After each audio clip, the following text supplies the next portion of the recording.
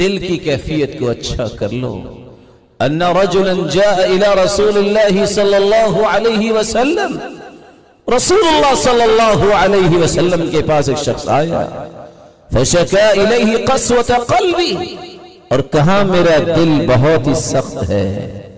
آج دل کی سختی معاشرے میں نظر آتی ہے. دل کی سختی، نہیں بڑے کا احترام، نہیں چھوٹے پہ شفقت، نہیں علم والے کی پرواہ. یہ دل کی سختی کیسے دور ہوگی؟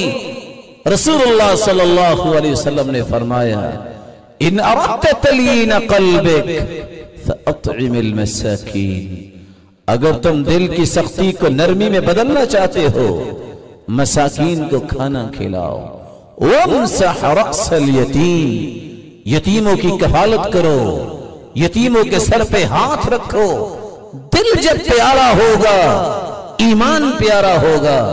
لا يستقيم ایمان عبد حتى يستقيم قلبه ولا يستقيم قلبه حتى يستقيم لسانه. کسی کا ایمان درست نہیں ہو سکتا جب تک دل درست نہ ہو. دل درست نہیں ہو سکتا جب تک زبان درست نہ ہو. آج اس قرآن کا پیغام مجھے اور آپ کو لے کے جانا ہے.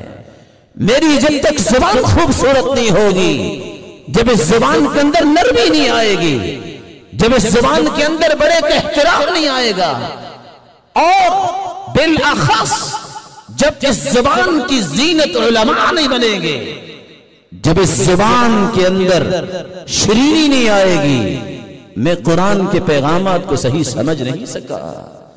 کیوں؟ کہ میں نے اپنے اندر قرآن کا رنگ نہیں پیدا کیا. من لانت کلمتو وجبت محبتو، جس کی زبان میں نرمی آتی ہے اللہ پوری دنیا کے دلوں میں اس کی محبت پیدا کر دیتے ہیں. آج اس قرآن کے پیغام کو لے کے جائیے، اپنی زبان میں نرمی پیدا کیجئے.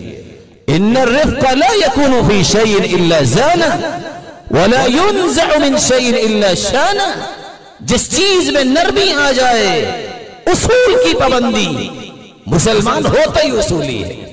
مسلمان نہ اپنے عقائد پہ سودے بازی کرتا ہے، نہ اپنے دین پہ سودے بازی کرتا ہے، لیکن اس کا تعامل اور اخلاق اتنا ہوتا ہے کہ کافر بھی مسلمان ہو جاتے ہیں. رسول اللہ صلی اللہ علیہ وسلم نے فرمایا جس چیز میں نرمی آ جائے وہ چیز خوبصورت بن جاتی ہے، اور جس چیز میں اکھڑا مزاج آ جائے، سختی آ جائے، وہ خوبصورت چیز بھی بدنما بن جاتی ہے.